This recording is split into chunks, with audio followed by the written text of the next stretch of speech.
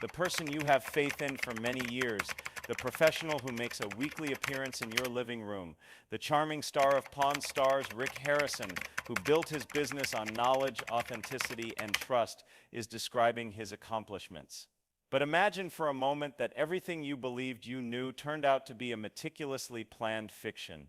In the early morning hours of April 2025, as FBI investigators surrounded Rick Harrison's mansion in Las Vegas, the world was about to uncover a devastating reality that would ruin the image of one of the most popular characters in the history of television. The information that was discovered by the agents behind those walls was not merely evidence of financial malfeasance, rather it was the command center of a global criminal network that extended over multiple continents. This does not constitute clickbait or guesswork. There is a horrible truth that is currently taking place right in front of our eyes.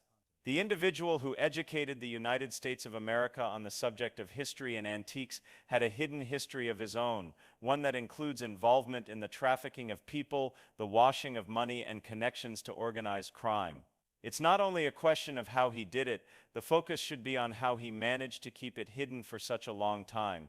In this article, we will take you behind the scenes of the inquiry that led to the discovery of one of the most stunning double lives in the history of television. Throughout the course of more than a decade, Rick Harrison was welcomed into the homes of millions of viewers through the medium of television networks. As a result of his plain approach, outstanding knowledge of historical things, and seemingly honest business practices, he became a well-known figure in the community. Not only did the gold and silver pawn store become a prosperous business, but it also became a popular destination for tourists.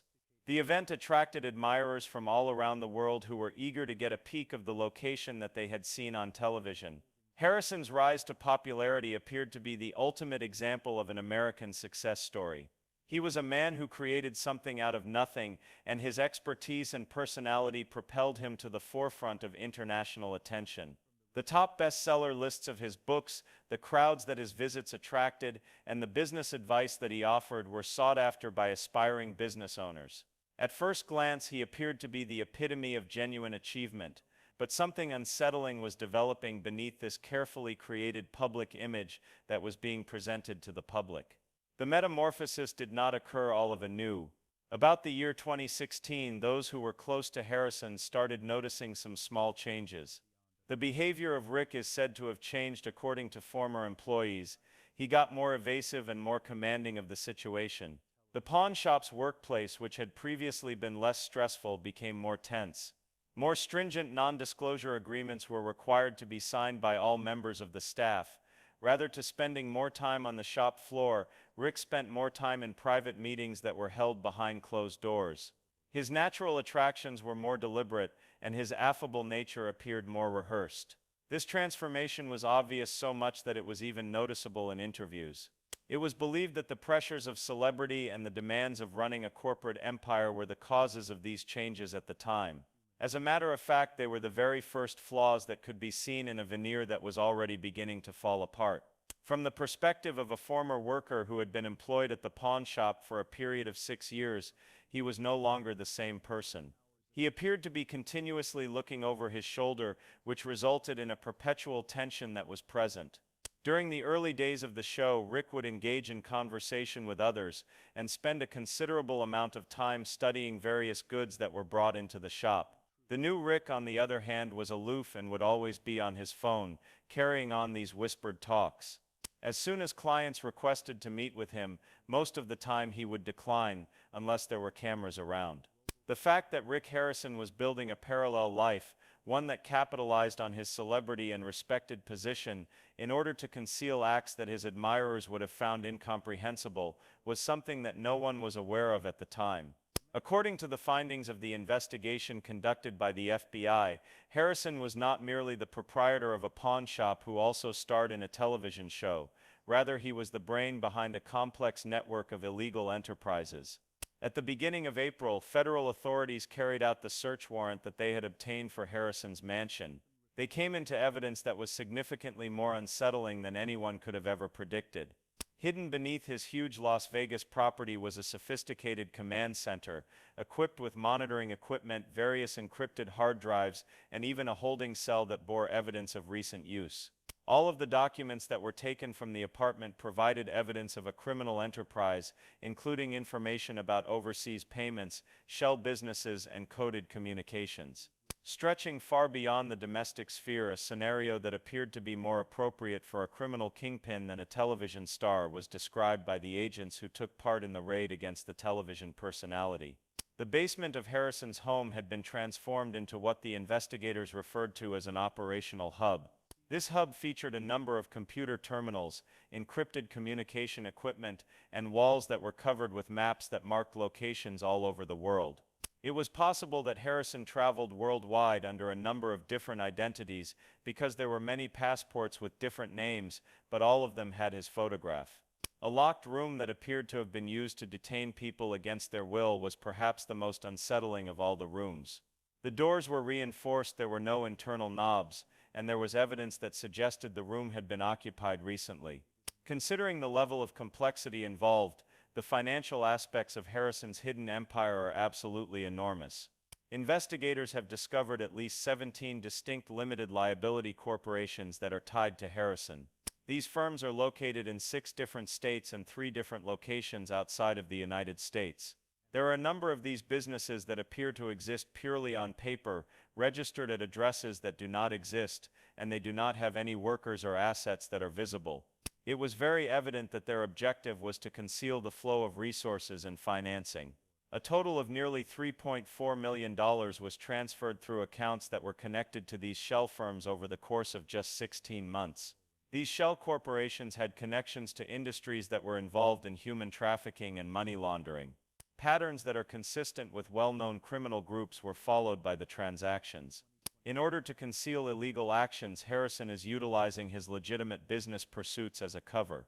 The pawn shop that was so popular in the United States of America was not only selling antiques and collectibles, it was also maybe involved in a complex and sophisticated money laundering operation. A former financial crime specialist for the FBI named Sarah Layton notes that the level of complexity in this case is what makes it stand out from others. It is not uncommon for criminal groups to use legal firms as fronts. Nevertheless, the level of sophistication that they employ is quite uncommon, and only infrequently with someone who is so visible to the public at the center. Harrison did not merely establish a couple of shell companies, rather he constructed a whole shadow financial system that functioned in parallel with his public economic activities. It is possible that the amount of departmentalization indicates that the individual in question was aware of the specifics of how to conceal money from the authorities, yet the financial crimes were just the beginning. The evidence that linked Harrison to human trafficking enterprises was perhaps the most horrific discovery that anyone could have made.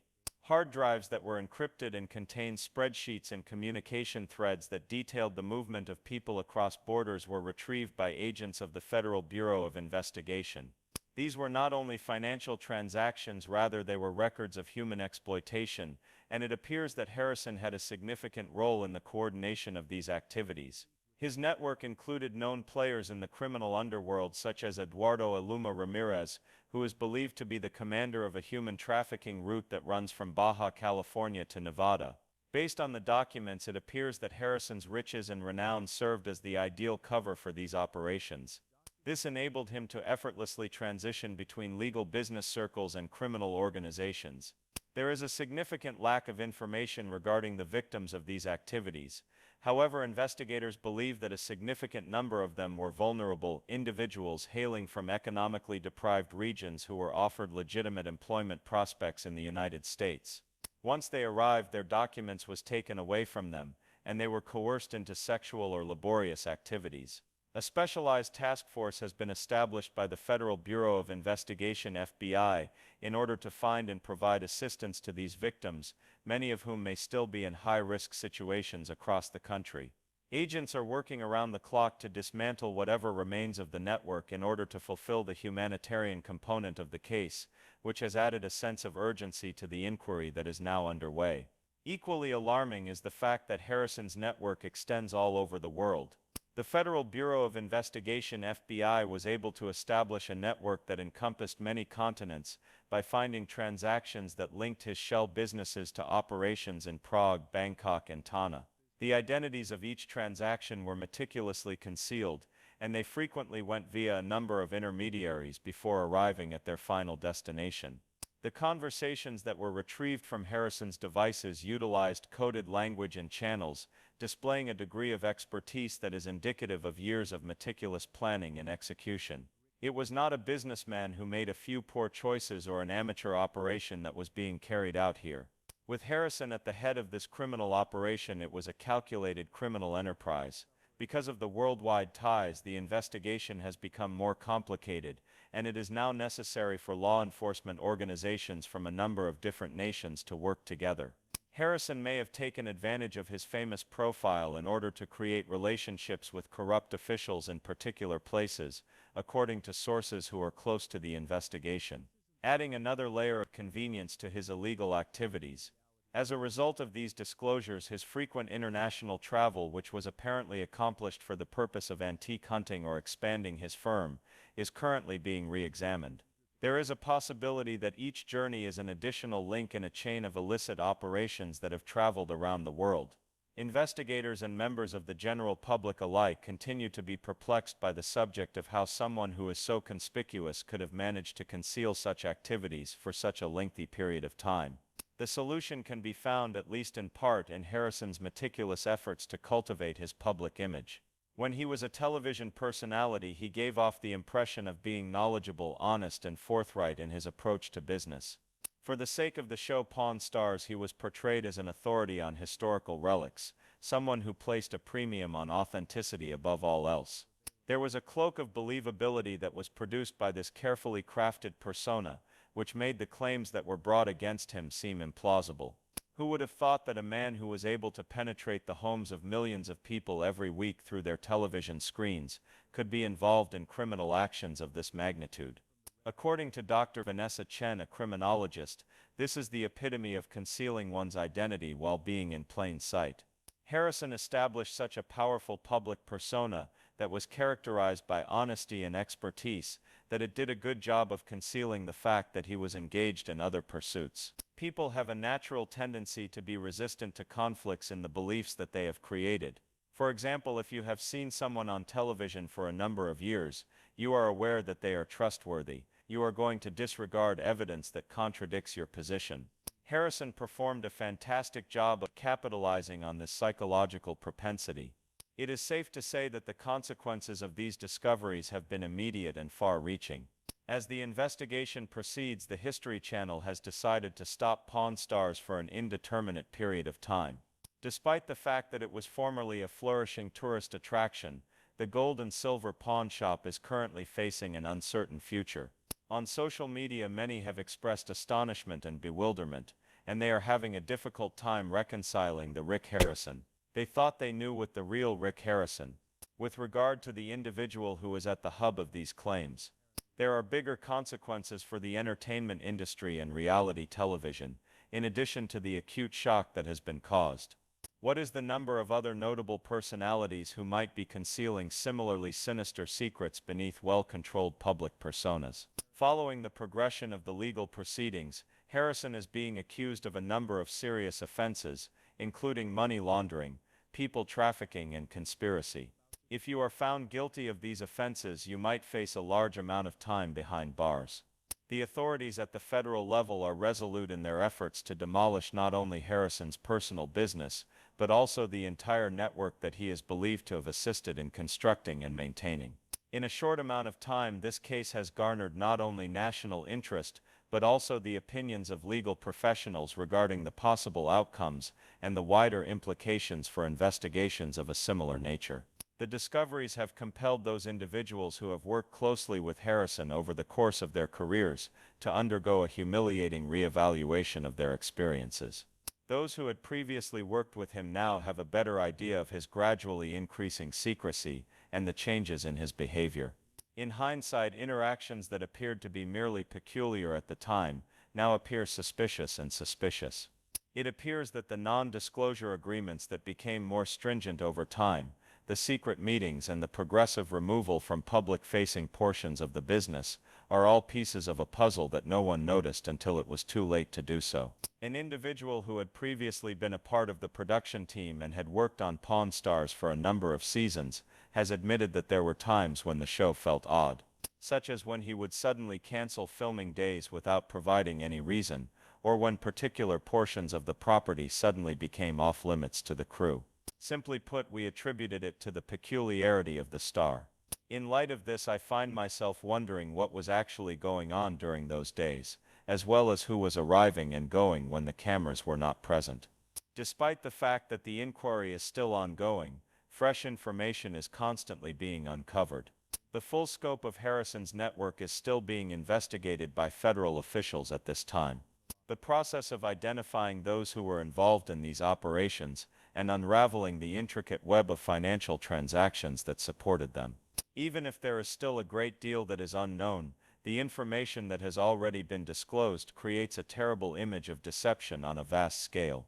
It would appear that the individual who created his reputation according to the principles of authenticity and openness has been leading a life that is characterized by exploitation and concealment. As the events of this novel continue to emerge, it serves as a potent reminder that first impressions are not always entirely accurate. It is simple to have the impression that we are familiar with media personalities in this day and age, since they let us into their lives and enterprises. By inviting people from all across the United States into his pawn shop, Rick Harrison was able to share his expertise and cultivate relationships with millions of viewers. That relationship was founded on trust, specifically the belief that what we were seeing was an accurate representation of the world. We are forced to wonder how well we can actually know the prominent personalities whom we let into our homes as a result of the claims that have been made against Harrison. There is a shattering of trust. The masks that we all wear and the facades that we make are the focus of this discussion. It is not simply about a single individual or a single television show. There is a disparity between the public perception and the private truth of the situation. The victims, or people who may have suffered as a result of a criminal network that functioned behind the shield of celebrity and respectability, are the most essential aspect of this. As we continue to investigate this matter, let us not forget that behind this and